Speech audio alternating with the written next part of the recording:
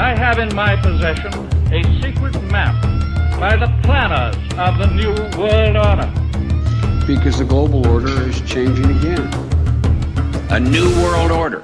Iran war puts Russian oil back on the map, as you can see linked up on Mark13News.com for March 23rd, 2026. The full title of the article being Putin is the real winner in Trump's Iran war as it puts Russian oil back on the map, and it's an article from Fortune.com that there's an excerpt of in the latest Mark 13 newsletter, which says the war in Iran has bottled up 1/5 of the world's oil, putting a premium on the remaining supply, including Russian barrels. Earlier this month, the U.S. issued a 30-day waiver that allows countries to buy Russian oil already at sea without the fear of sanctions, which the U.S. has steadily imposed on the country and those that buy oil from its largest producers since its full-scale invasion of Ukraine in 2022. After years of big discounts and covert tactics to sell their oil abroad, the easing of Russian sanctions has already given Putin and other Russian officials new confidence as well as hope that this U.S. leniency will last longer than its April 11th expiration date. Russia has earned an estimated $7 billion in the first 2 weeks of March from selling fossil fuels since the start of the war, according to a Guardian analysis of data from the Center for Research on Energy and Clean Air. The Russian Federation being the current king of the North, as you can see pointed out in the Daniel 11 hypothesis on biblicalresearchlabs.com, in the United States is the current king of the South. Daniel 11 verses 13 through 15 being where you can read about the return of the King of the North following the fall of Soviet Russia, which was the second King of the North beginning September 30th, 2015, with Russia's entry into Syria and continuing on up to the invasion of Ukraine in 2022 and up to now, not only openly as a visible military force, but also through the hidden agents of Edom being used to infiltrate the left-right paradigm, which is for the most part controlled by the Kenites on the unipolar end of the globalist spectrum, as opposed to the multipolarist Kenites, who for the most part control the Ezekiel 38 Confederacy, which includes Iran, but is headed by Gog, the chief prince of Meshech and Tubal, meaning most likely Moscow and Tobolsk, as nation continues to rise against nation, meaning the Kenite nation rising against itself through two warring factions within the shadow government thereof, which is symbolized by the he-goat of Daniel chapter 8. The ram of Daniel chapter 8 is symbolic of Ephraim and Manasseh, meaning the United Kingdom, including the British Commonwealth and the United States during the World Wars, which brought about the United Nations in 1945, which is the great horn of the he-goat that has to get broken before the one-world political system of Revelation 13 can emerge when Satan and his angels get cast to earth at the woe of the fifth trumpet, at the beginning of the 5-month-long hour of temptation. Then, after the one-world political system gets wounded to death, it becomes a one-world religious system when Satan appears as the Antichrist at the woe of the sixth trumpet, when the final 2.5 months of the 5-month-long hour of temptation begin, or 70 evenings, which are what the 70 years in captivity to the Babylon of old were a type of. The mark of the beast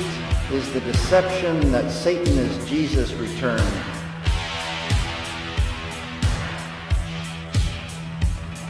The mark of the beast is the deception that Satan is Jesus' return.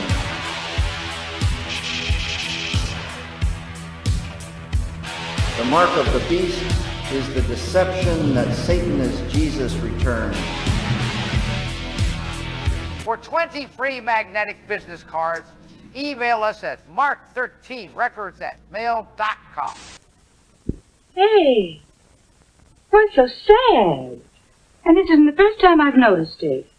Oh, nothing, really. Whatever it is, I've got just the cure for it. Now on DVD, the Timelines of Revelation 2-disc set, which includes the timeline of the Seven Seals videos, as well as the timeline of the Seven Trumpets videos. Email us at mark13records@mail.com to find out how to order, or call 1-800-816-2432. Fantastic. You'll enjoy it.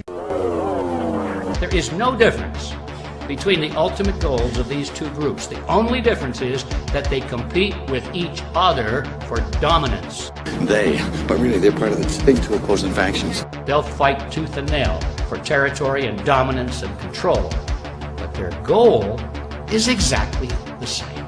So you're saying that Group 1 is warring with Group 2? Yes, at some levels they're at war, but at other levels there's the same group. I'm going to be your guide for a short tour through the maze of communist propaganda. Most of it is done by Americans to Americans. It's a strange, shadowy world of the doctored photograph, the misquotation, the insinuation, and the lie. Exposure to true information does not matter anymore.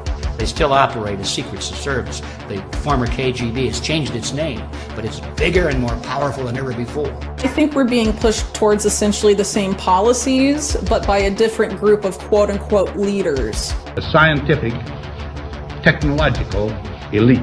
Here is target number 1 for the Reds. Who's in the bullseye?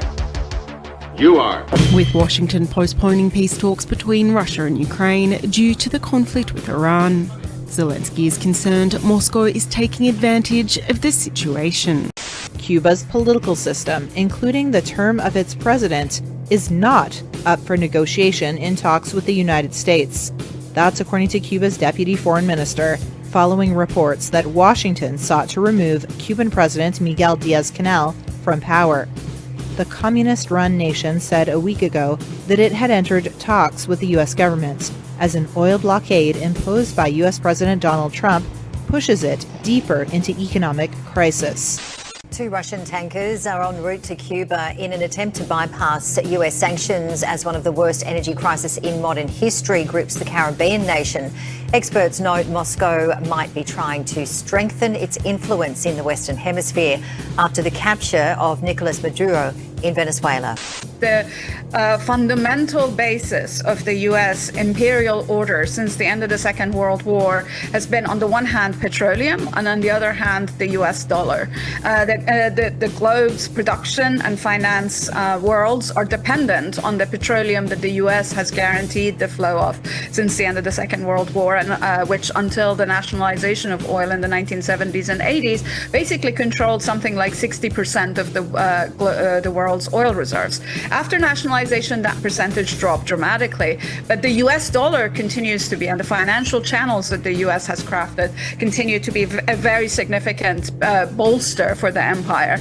So the fact that Iran is actually looking for alternatives to the dollar in order to challenge the petrodollar regime, the Iranians are hoping to influence the crafting of a world post this war, or a new world order post this war, where there is a multipolar financial system